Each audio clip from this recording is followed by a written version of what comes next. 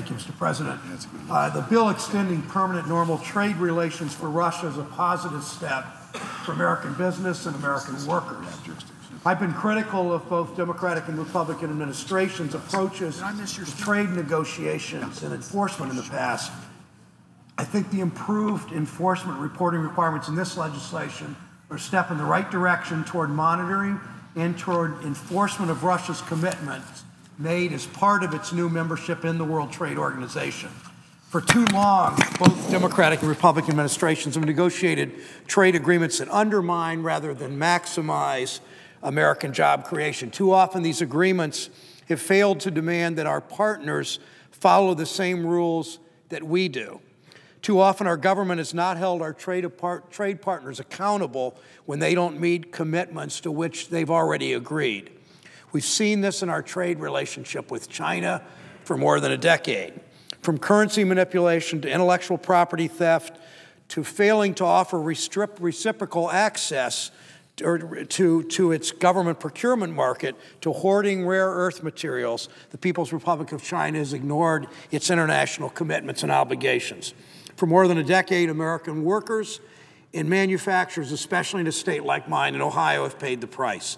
Thousands of lost jobs, a trade deficit that grew from $83 billion in 2001 to $295 billion in 2011, a deficit in auto parts alone that went from about $1 billion a decade ago to about $10 billion today.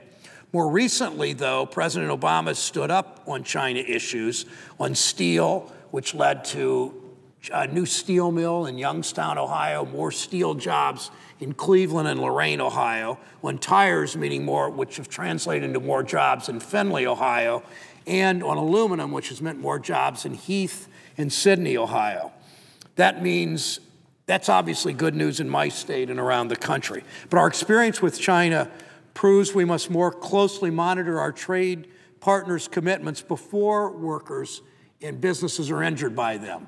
Before workers and businesses are injured by them. As part of its WTO accession, Russia committed to lower tariffs on manufactured goods, to ensure predictability by capping quota levels and to meet international standards on intellectual property rights. I'm pleased to see the legislation extending Russia PNTR includes enforcement measures much stronger than China PNTR, several based on legislation I introduced earlier this year.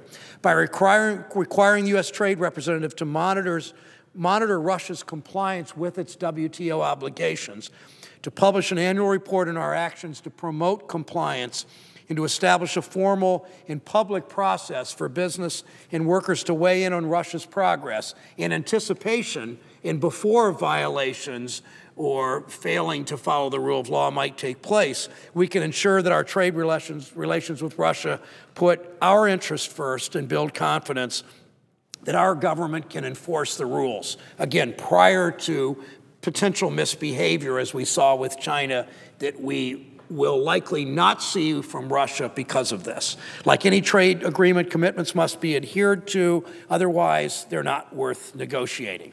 As an additional measure of commitment, I appreciate the administration's response to my request that senior personnel at the Office of the United States Trade Representative at USTR, who have served our government in Russia and are fluent in Russian, are held accountable for monitoring Russia's compliance with its WTO commitments. Again, something we didn't do a decade plus ago with the People's Republic of China.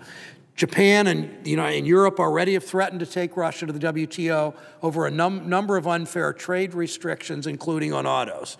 The U.S. will need to be vigilant on these issues as well. This work that Chairman Baucus did, that House Ways and Means did, and the administration has done and will continue to do, gives us that opportunity to be more vigilant and more effective. Our workers, our farmers, our ranchers and producers should have confidence that if a trade deal is signed, it will actually be enforced. For companies in my state like Procter & Gamble or Goodyear or Alcoa, who stand to export more goods to Russia because of PNTR, Enforcement of the rules matters. While there are economic opportunities for our businesses and our workers from Russia PNTR, we can't ignore the Russian government's consolidation of power and crackdown on political opponents, including the Russian media. Despite these challenges, though, we should not turn our backs as Russia continues breaking free from its totalitarian past. There are strong economic and democratic forces that are moving forward in Russia. These forces for change must be supported and must be allowed to grow. We must not forget how far Russia's come or how far it has to go. About 40 years ago, Senator Jackson from Washington State and Congressman Vanek from my state of Ohio, the son of a Cleveland butcher, offered an amendment to a trade bill that used the leverage of the U.S. market to deny favorable trade status. The senator's time has expired. Mr. President, could I ask for one more minute? Thank you, Mr. President. Without objection. To deny favorable trade status to countries that restrict immigration. Jackson Vanek became antiquated more than a decade ago, but it proved that trade can be an instrument for improving human rights and the rule of law. PNTR now includes the important Magnitsky legislation, which will impose travel and financial penalties on officials responsible for human rights abuses abroad. I commend Senator Cardin for his leadership on this issue, on this important amendment. As the administration looks ahead to trade initiatives like TPP and a U.S.-EU trade agreement, Congress can take steps now, new steps, to ensure the benefits of expanded trade reach workers, reach small manufacturers, not just large corporations. Several colleagues and I have proposed legislation updating our negotiating objectives on labor, on the environment, on import safety, and to restore congressional oversight to future trade negotiations, to agreements, and especially to their enforcement. It's time we practice trade so that it achieves real results for middle-class families in promoting job creation. Mr. President, while Russia PNTR represents a positive step forward, we must build on this step to ensure that over the long term, promises made are promises kept. I thank the